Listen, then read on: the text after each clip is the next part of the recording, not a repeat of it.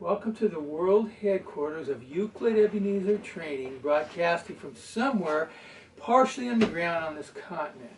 I entitled this teaching tonight, Do You Know What Time It Is? If you'd like to follow along, open up to Matthew 24, verses 1 and 2. And when Jesus went out and departed from the temple, and his disciples came to him to show him the buildings of it, and Jesus said unto them, See ye not all these things? Verily I say unto you, there shall not be left one stone upon another that shall not be thrown down.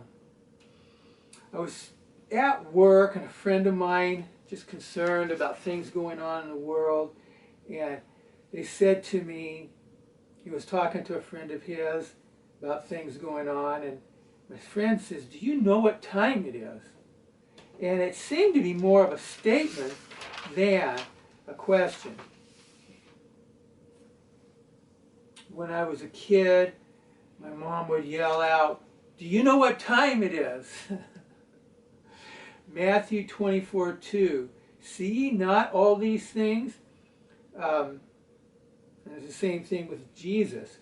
I don't think it was so much a question as a command.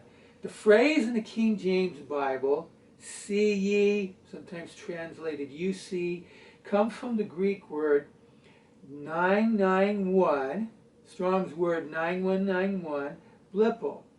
To look at, to take heed, to perceive, to be aware through their senses, to hear, taste, smell, feel, to take in with your mind. I perceived that I could not make him change his mind. Blipo denotes a sense of perception, can be used figuratively to perceive. What blipo is not. When I was in college in the 70s and I was taking a class for a private pilot's license, I never pursued it, never got it, but there was a textbook. And in the textbook, I remember, there was a plane that took off from a small airfield somewhere, and he couldn't get any lift.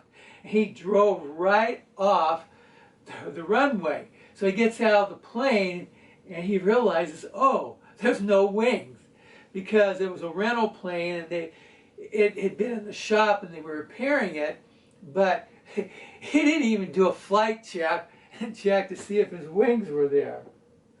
And he did not blipo the situation. Matthew 24:1 through Matthew 25:46 is called the Great Olivet Discourse. The MacArthur Study Bible Commentary says it's some of the most important prophetic material. 2 Timothy 2:4. No man that warreth and tangleth himself with the affairs of this life, that he may please him who hath chosen him to be a soldier. This word in the King James, entangleth, Strong's word 1707, to entwine, to weave together. Commentary says about this, no one when engaged in the military service allows himself to become involved in civilian pursuits in order that he may please the one who enlisted him to be a soldier. Pastors and others who have God has a main calling on your life. Like, and J. Vernon McGee, if you're looking for a good expository, it's a 5-year Through the Bible radio, the radio program, and he gives his commentary on the entire scriptures. He has a commentary on the entire Bible. It's a 6 or 7 volume set. And the most important job of a pastor is to teach the scriptures. But sometimes pastors get entangled in things. Another important thing for us is to witness to the lost, Mark 16:15. But you got to do what God calls you to do, not be entangled in other things. And that's part of seeing what is going on. Ephesians 5:17. I have a thought on this whole thing with seeing, blippo, and doing what God's called us to do. And that's kind of in this very exhaustive chapter you could spend a lot of time on. Just about taking a look. Do you know what time it is? And not necessarily, okay, it's the end of the world, but are you doing what God has called you to do? There's only so much energy you have. And as you get older, you get less.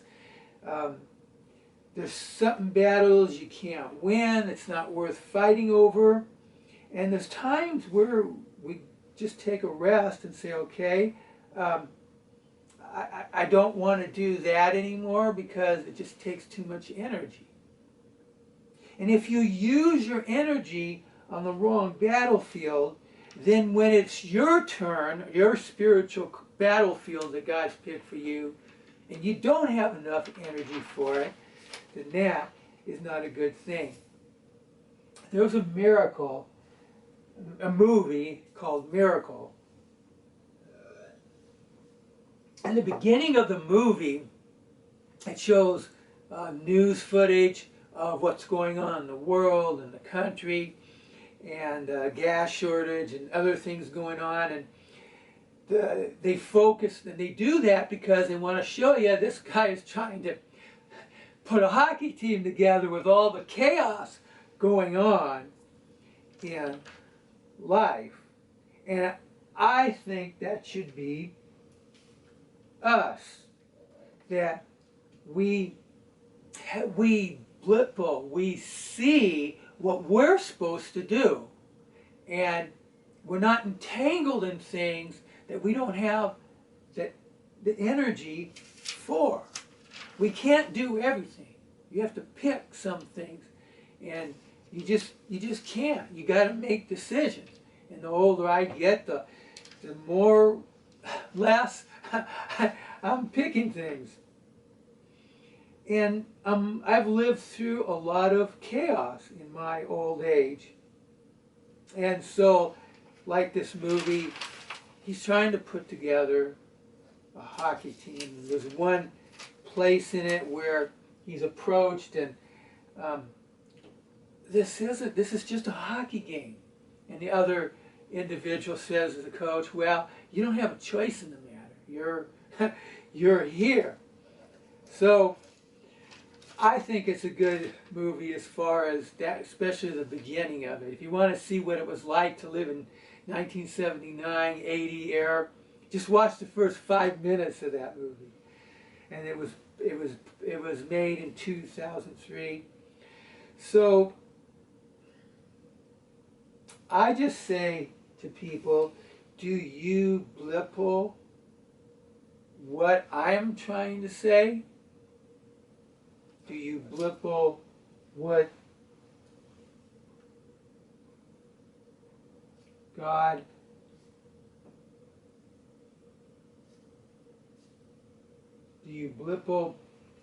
God says to you?